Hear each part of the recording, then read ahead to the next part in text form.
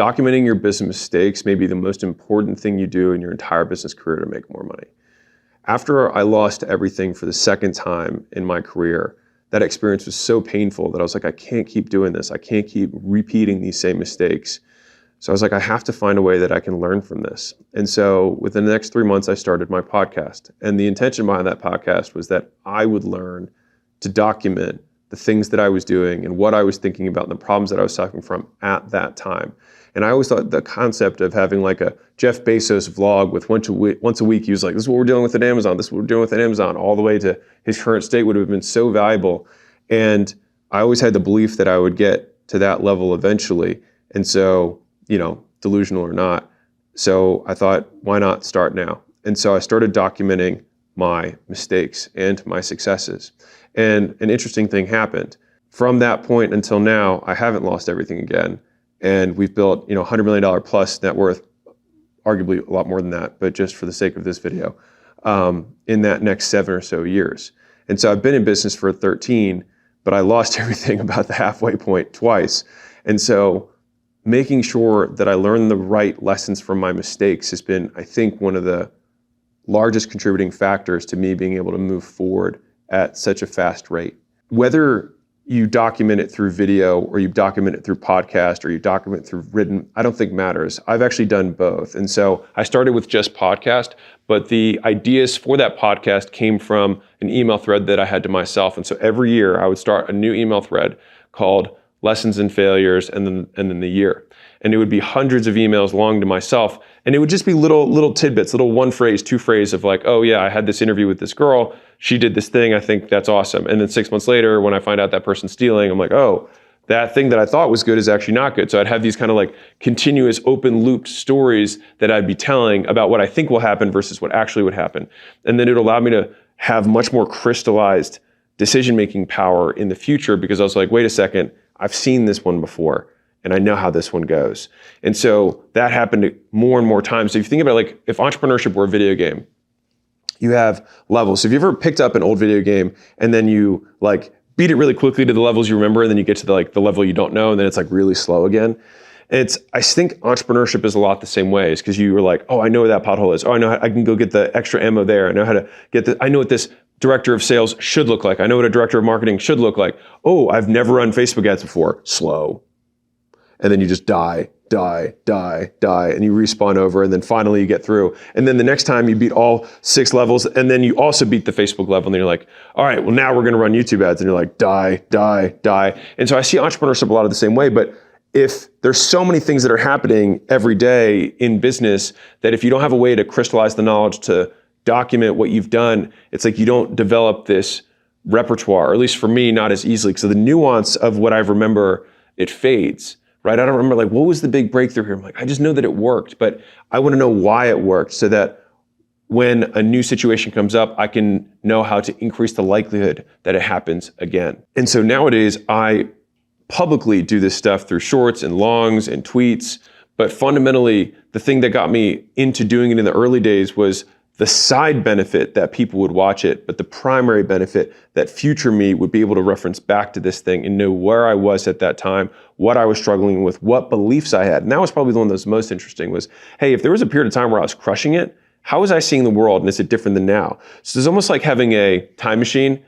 So it's like, okay, if all of a sudden I get into like a losing streak, I'm gonna go back to when I was winning and I'm gonna watch some of the stuff that I was doing then so I can keep it top of mind. Like, oh, what's different between these two things? But if I don't have that to reference, then I just have to go off memory, but my memory in the current state is being jaded by my current situation.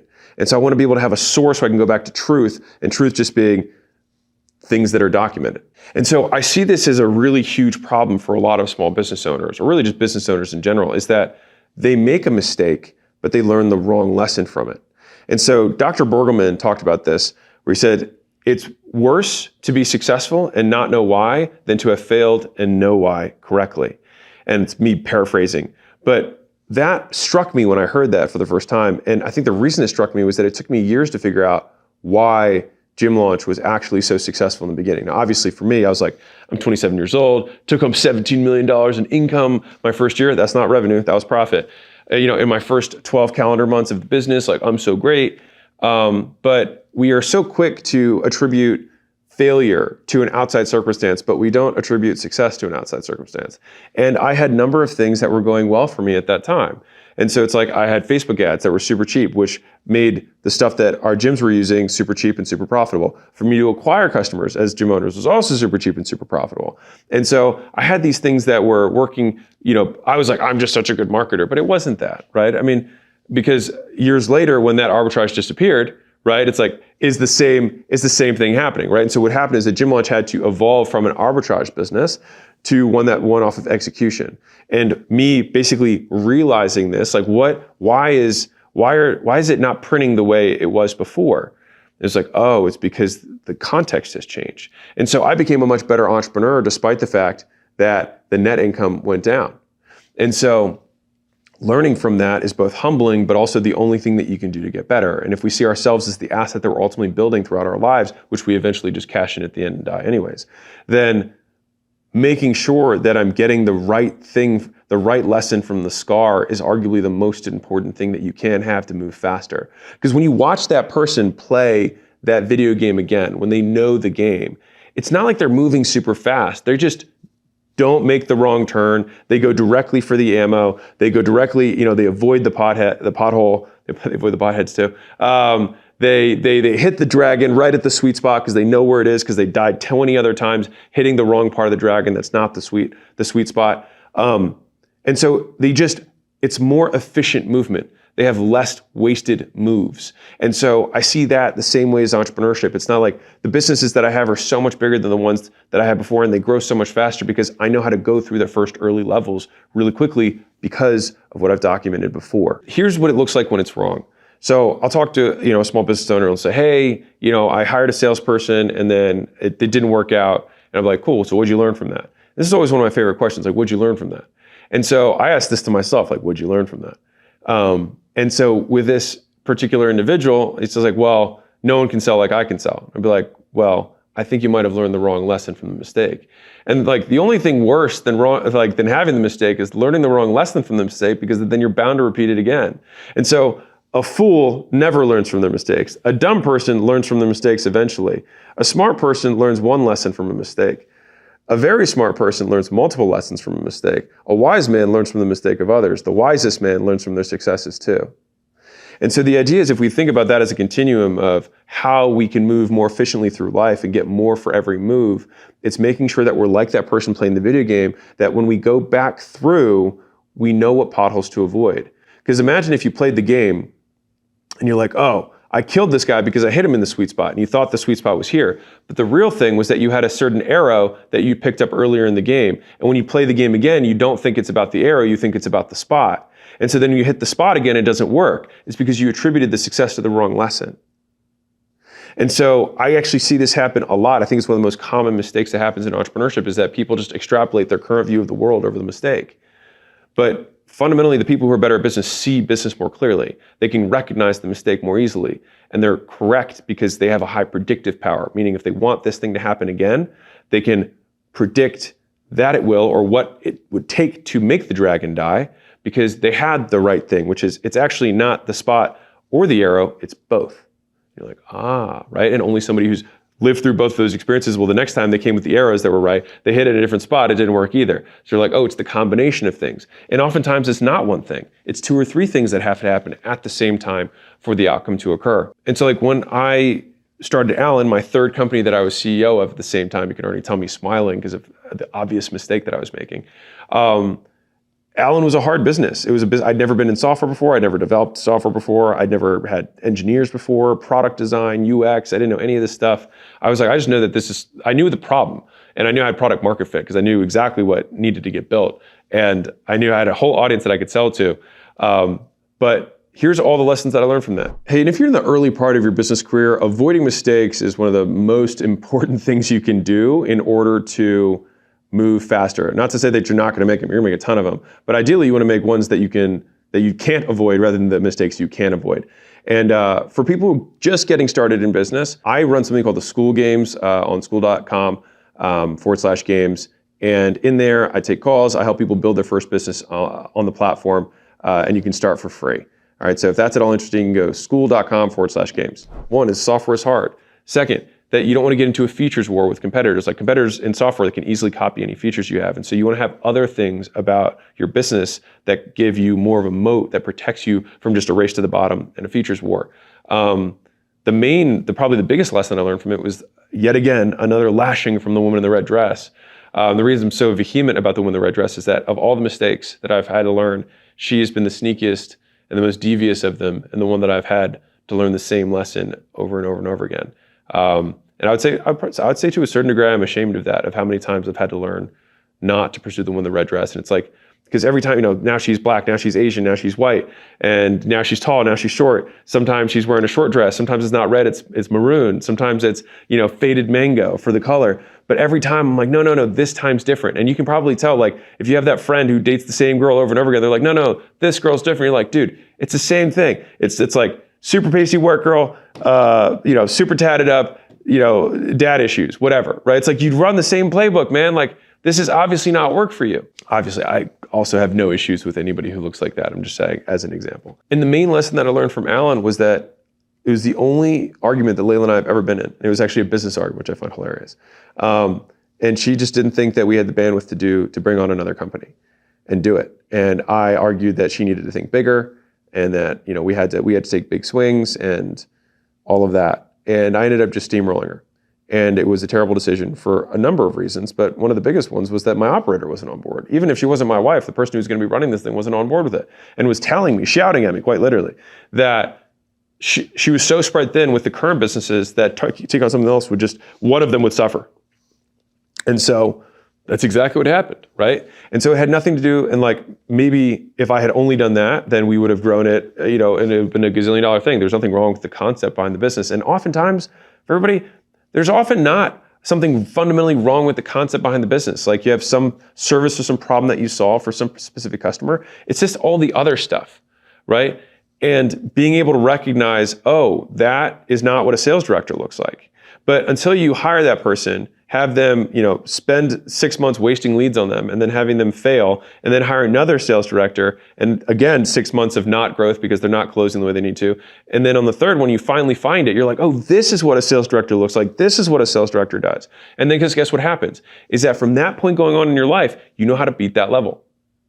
And so you quickly put the right sales director in your second company, your third company, or whatever it is, or a new division in the company, because you know what it looks like when it's right. And so I think making sure that it's like, okay, I know how to kill the dragon, because the sales director can't just be charismatic. They also have to have systems things, and they have to do both of them, and they have to care about people or whatever. And so it's not usually one or two things. It's usually a handful. And that's what makes business complex. And so trying to remember all of these little details is so hard that it became so important for me to document those things. And you get the double benefit when you document that you make content about it. And so you can both build your personal brand, if you're into that, and get the benefit of documenting the lessons, which is the real benefit as the entrepreneur. And I find it interesting because a lot of business owners who make content ask me, how do I come up with content ideas? And I always found that such a silly question, because I always have so many things to talk about. And I think it's because the easiest thing to talk about is the news. You just look at what's going on and you make commentary on it, which is why a lot of channels or people over time just divulge into just news reporters with commentary. But I don't think that's the right way to do it. I prefer to talk about my news, because life is always happening. And so I also have problems. And so unless you have no problems in life, which I don't think anybody watching this has no problems in life, you talk about the problems that you're dealing with right now and how you're approaching them. And you can also just do it in arrears. Like if you don't feel like being vulnerable, fine. Because sometimes there's things in business that you can't, if you have a employee issue. If I'm dealing with Daniel, who's behind the camera right now, and I'm like, I got this problem with this videographer, you know what I mean? Then like, I probably can't talk about it right now, right? But if I could talk about it literally, if we solve something and then 3 months later, I say, hey, Dana and I were having this beef, but we figured this thing out. It's totally cool, right? And so we just talk about something. You talk about a little bit in arrears, and that way you're not risking anything, client relations, whatever. But you just talk about your news rather than the news, and you'll always have source of content, and it'll allow you to document your business mistakes and successes so that you learn the right lessons. And so let me tell you how powerful this is. So I had dinner years ago with an entrepreneur who had exited a company that was an e-commerce company.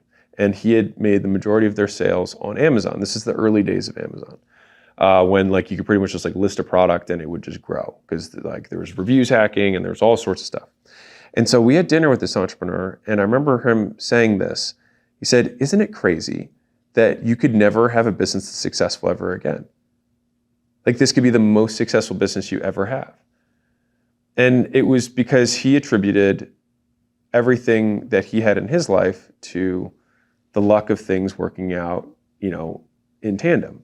And the reality was that for him, that was true. And for us, it was also true. But we had crystallized the knowledge because we had wanted to study what made us successful. And so since that point, he has not had a business that was more successful than that first one that he had. We have had every one since be more successful than the first one that we had. And the difference was, did you document the lessons? Or are you just playing a video game that's the same game, but you're acting like a new character, like you've never played it before, because you never wrote down what you were supposed to do when you got to the first boss or the first pothole? And I think it's just as important, like I said, to study your successes. And so like our supplement launch for Prestige Labs was probably the most successful launch in terms of like cleanliness, like no problems of anything we've ever done. And the difference between that launch and some of the other ones was that I had my operator on board. The team had been completely trained up. We had an alpha phase, we had a beta phase, we worked through all the kinks in the process. I let them set the date for when the launch was going to be. We were staffed up, we were trained, we had inventory, we had everything, we had all the little holes figured out. And the first month we did $1.7 million in recurring revenue. Recurring, crazy, for supplements. And so the crazy thing about that was I had learned from the mistakes that I had done before. And so I was like, how can I not make those? And also, this worked out well. How do I make sure that I repeat successful actions? How do I make sure that I check every one of these boxes the next time? Because nothing feels like success, which is one of Layla's favorite sayings. She's like, well, we have to remember that it took us a year to do this. And so if we want to do another thing, we can't think, oh, we just crushed that, we can crush another one. She's like, no, the point is that it took us a long time and a lot of work and a lot of buy-in and a lot of training, a lot of resources for an extended period of time to make this big thing work right the first time. And so when we do something else, we have to understand that's the price that we have to be willing to pay. And having that context, you think, wow, okay, I know to beat the next level, it's going to take me 2 hours, but mom wants to go to the grocery store, so I probably shouldn't start that level right now because I'm not going to be able to finish it. And so having the context of what kind of resources am I going to have to put towards this gives you a more realistic view of how many things you can actually take on and do well. And I think that big picture, that has probably been one of my biggest meta lessons, is that once I learned how long it takes me to do something well, I learned how few things I can actually do, which means that I have to say no to just about everything. Even if, and Steve Jobs was famous for asking his executive team this. He said, what have you said no to lately? Because he didn't want people to just say they're focused. Focus is everything you turn away from. And he said it's not just turning away from bad ideas. It has to be an idea that you in your bones desperately want to do and still choose not to because you said you were going to stay focused on the one thing that mattered most. And that has probably been one of the hardest lessons. It's the inverse of the woman in the red dress for me, because there's so many things in like the business world that I want to do, I want to try, but knowing how much work it takes to make one thing work very well, it's just taken me a very long time to learn this, is that you just can't do many. You have to learn how to say no. And once you do start the game with all the lessons, you zoom past all the levels and you get to the hard part, which I call the virgin territory, right? Now it's, how do I hire a CFO? How do I do a business transaction? How do I take on debt in a way that's responsible? How do I scale to a new acquisition channel? How do I go from 5 salespeople to 50 salespeople? Like, what is that process? What does a career path look like for a salesperson? What does a career path look like for customer success? Like, is this customer support or customer success? Like, where do I find a good IT director who can actually integrate all of our systems together? But what's interesting that I've always thought about this is that like we were able to grow so quickly in gym launch. Sure, we had the arbitrage of the Facebook stuff that was happening, but I also came into it having run 6 locations with 30 plus employees and 8 sales guys. And so I was used to 30, 50, sometimes 100 sales a day on my team. And so if I went to, as soon as we started gym launch, I immediately went up to what my level of incompetence was, or my level of max competence, right? Equal opposite. As I knew what it was like to spend $1,000 a day. I knew what it was like to spend $3,000 a day. I knew what it was like to have 8 sales guys taking calls all day long. And so I could quickly scale to that, which is why we went from basically nothing to 26 million that next year because I was used to that level of activity. We should had more zeros on the price tag, but everything else was the same. And one of the greatest parts about documenting things publicly is that you now become accountable to the lessons you claim you learned. And so I think that if you think about the benefits of documenting business mistakes and business successes publicly, is there's three things. One is you make it for you. And so it will help you learn the lesson better. And telling the story makes it stick. If you just try and remember a lesson, it doesn't apply. It's kind of like Elon Musk had this clip that I sent to our whole team, but he talks about how education is all wrong. They have a course on a wrench and they have a course on a screwdriver. He said they shouldn't teach that way because you don't have context. Your brain can't remember it. But he said, hey, let's take apart this engine. Now everyone looks at the engine and says, oh, I guess we'll probably need a wrench. But now the wrench has contextualized the problem that it helps solve, right? And so when we tell the stories, it helps contextualize the problem that we're solving at the time so that when a problem similar to that, when a girl with a red dress comes up and she's got short hair, you're like, okay, I have one of you guys before, had long hair, and the dress was, shorter, but I think you're related, right? And so you have the first benefit, which is that you crystallize the lesson. The second is that you're accountable to that lesson because there's people who are watching it who are like, hey, I thought you said that you didn't want to do a lot of these things. You can't be CEO of multiple things, right? Right, and so it holds you accountable to that. And then the third benefit is that you actually make money from it because people will identify with your values and your beliefs and say, hey, I'd like to do business with you. And that, if you see that as gravy, then you won't lose because you never did it for them to begin with. So instead of giving a non-answer to like, what's the one thing that you think you attribute a lot of your success to? I actually do have some answers. One is the time blocking thing that I made a video about the other day, which is like my productivity system or something, some YouTube headline. But basically the maker manager time, understanding the difference in those things. But the second is that, okay, if I can maximize my maker manager time, then I maximize the raw unit. But now I want to get the most for that time. And I think this, what I'm talking about today, with crystallizing those lessons, has been probably the second most valuable thing that I've done in my career. So I need to make time so that I can do the work that matters most. And then I need to document the mistakes that I made so that when I do that work that matters most, I'm actually working on the work that matters most. And so using the video game analogy, it's like if Alan were a video game and I'm trying to win at that game, then I've got a co-op player, my wife and business partner, who doesn't want to play the game. It becomes very hard to win when you're doing co-op and one player doesn't want to play or wants to win at a different game, right? And so there are a lot of lessons, not just that one, that I learned from Alan as a company. And I've learned lessons from every company I've had. But not being able to look back because it was so long ago would increase the likelihood that I am forced to replay that level again because I wouldn't remember why I failed. So if you had to apply the woman in the red dress to a video game scenario, it would really be like trying to play two video games at the same time and win at both.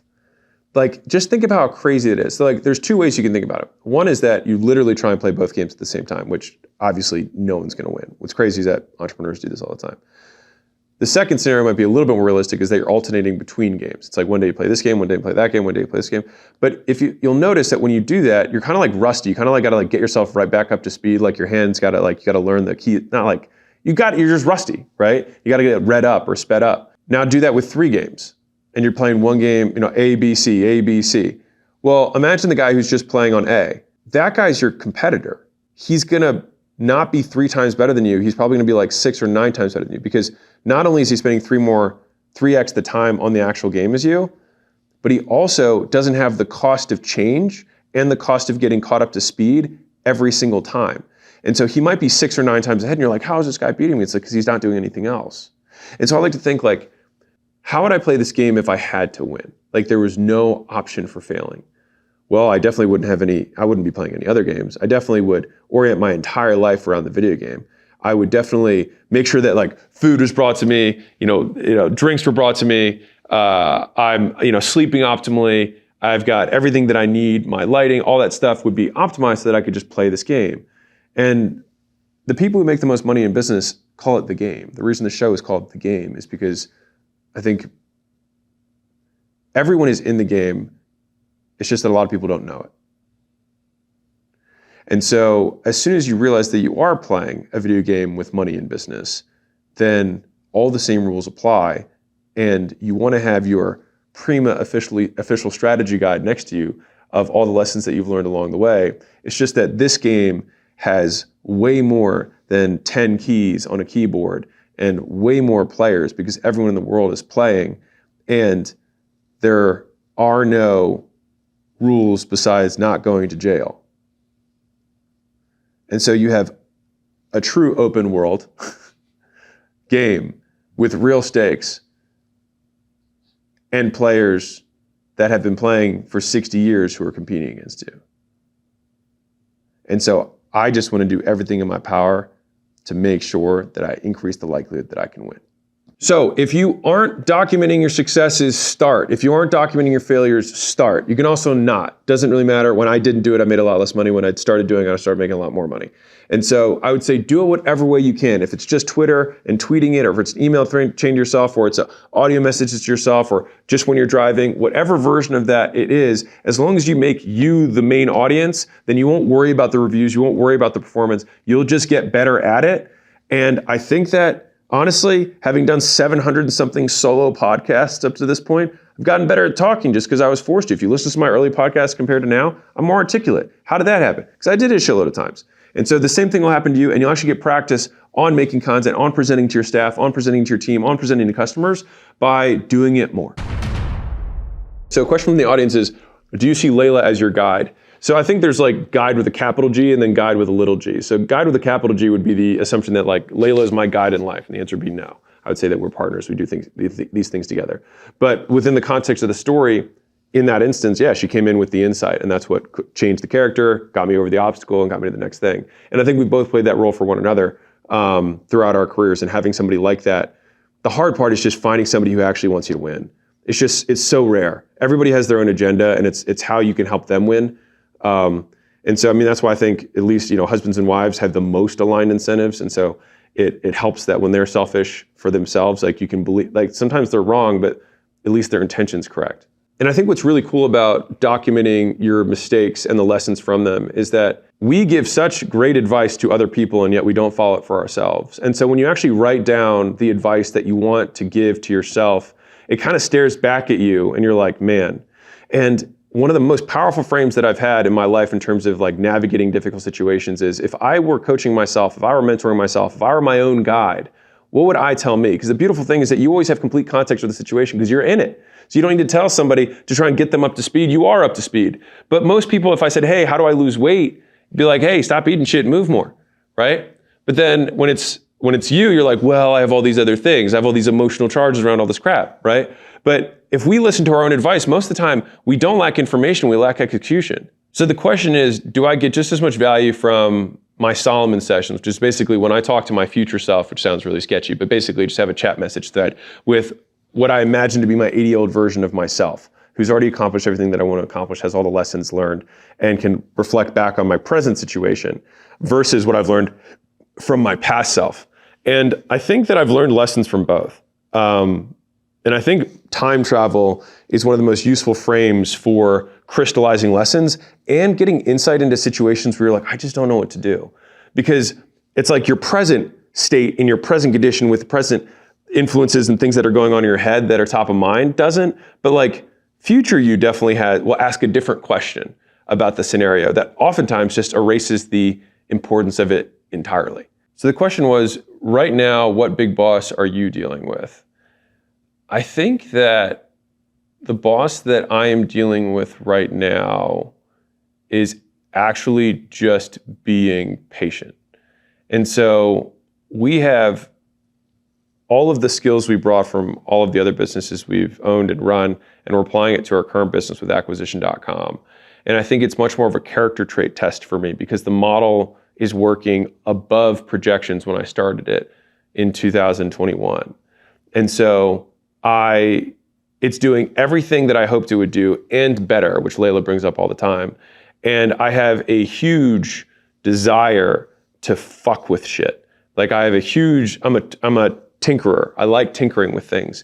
But most of the time, you don't need to tinker when it is working. And so I think a lot of times in business, depending on what it is, if it's not, like a lot of things are good enough. Like if it's not the constraint of the business, then it's just a cost that you force the business to incur by changing anything.